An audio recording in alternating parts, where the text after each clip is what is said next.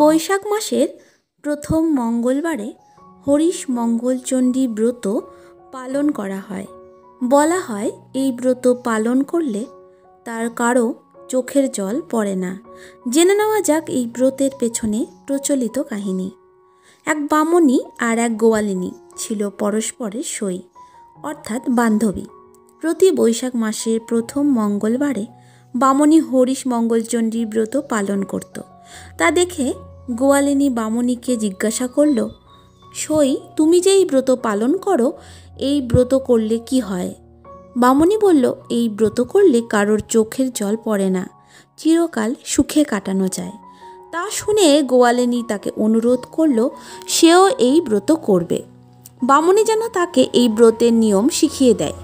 বামনী তার সইকে বলল, এই ব্রত খুব শক্ত আর সে এই পালন করতে পারবে না। কিন্তু গোয়ালিনীর জোরাজুরিতে বামনী তাকে সব নিয়ম বলে দিল। গোয়ালিনী বৈশাখ মাসের প্রথম মঙ্গলবারে এই ব্রত খুব নিয়ম মতো নিষ্ঠা ভরে করল। দয়াময়ী মঙ্গলচণ্ডীর আশীর্বাদে তার অনেক সুখ ধন সম্পত্তি হলো।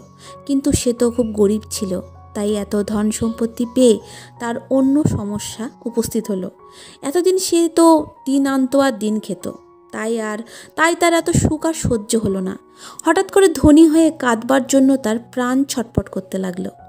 শেষে সে তার সইয়ের কাছে গিয়ে বলে, সই, আমার আর এই সুখ সহ্য হচ্ছে না, আমি কাঁদতে চাই, আমার কাঁদার ব্যবস্থা করে দাও। অনেক ভেবে বামনী বলল, সই, এক কাজ করো, ওই ধোপাদের মাচায় যে বড় লাউ গাছ হয়েছে তা তুমি ছিঁড়ে দাও, তাহলে ওরা তোমাকে গাল দেবে, সেই দুঃখে তুমি কেঁদো। গোয়ালিনী আনন্দে তাই করল, কিন্তু তার হাতের ছোঁয়ায় ধোপাদের লাউ গাছ আরও লগলগে হয়ে গেল। তা দেখে ধোপারা গাধার পিঠে করে কচি লাউয়ের ডগা, বড় লাউ সব গোয়ালিনীর বাড়িতে পাঠিয়ে দিল। সে ভেবেছিল যে কোথায় সে কাঁদবে, তার উল্টো হয়ে গেল। সে আবার তার সইয়ের কাছে দৌড়ে গেল। এবার তার সই বলল, রাজার হাতি মরে ওই বনের ধারে পড়ে আছে, তুমি হাতির গলা জড়িয়ে কাঁদোগে, তাহলে রাজার সেপাই ভাববে তুমি হাতির দাঁত চুরি করতে এসেছ, তখন তোমাকে চোর ভেবে মারবে, তখন না হয় তুমি কেঁদো। গোয়ালিনী তাই করল, কিন্তু তার ছোঁয়ায় মরা হাতি বেঁচে উঠল। সেটা দেখে সেপাইরা রাজাকে খবর দিল। রাজা সেই হাতির পিঠে চড়ে গোয়ালিনীর বাড়ি এসে তাকে প্রণাম করে অনেক ধন দৌলত দিয়ে গেল। তার ধন সম্পত্তি আরও বেড়ে গেল। সে আবার তার সইয়ের কাছে ছুটে গেল। এবার বামনী তাকে পরামর্শ দিল বিষের নাড়ু তৈরি করে জামাই বাড়ি পাঠাবার জন্য। বামনী তাকে বলল, বিষের নাড়ু খেয়ে জামাই বাড়ির সবাই মরে গেলে তখন তোমাকে ডাইনি ভেবে অনেকে গাল দেবে, তারপর তুমি প্রাণ ভরে কাঁদবে। গোয়ালিনী বিষের লাড্ডু তার জামাই বাড়ি পাঠালো, কিন্তু মা মঙ্গলচণ্ডী তার বিষের নাড়ু অমৃতের নাড়ু করে চলে গেলেন। জামাই বাড়ির সবাই নাড়ু খেয়ে খুব সুখ্যাতি করলো, আরও নাড়ু চেয়ে পাঠালো। গোয়ালিনী আবার তার সইয়ের কাছে দৌড়ে গেল, বলল সে কাঁদবে ভেবেছিল, কিন্তু জামাই বাড়ি থেকে তো আরও নাড়ু চেয়ে পাঠিয়েছে। এবার তার মনে হলো পরের বার থেকে আর মঙ্গলচণ্ডীর পুজো করবে না। তারপর সে মঙ্গলবার মা মঙ্গলচণ্ডীর পুজো বন্ধ করে দিল। আশীর্বাদের হাত তুলে নিলেন মা চণ্ডী।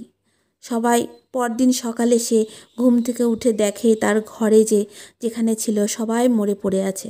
তা দেখে সে কেঁদে কেঁদে গোটা বাড়ি গোটা পাড়া মাথায় করল। তার কান্না আর থামে না। বুক চাপড়ে গলা ফাটিয়ে মা মঙ্গলচণ্ডীর ঘর ধরে সে খুব কাঁদল।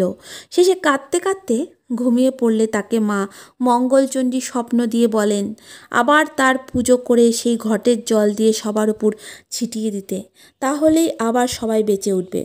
সে তাই করল।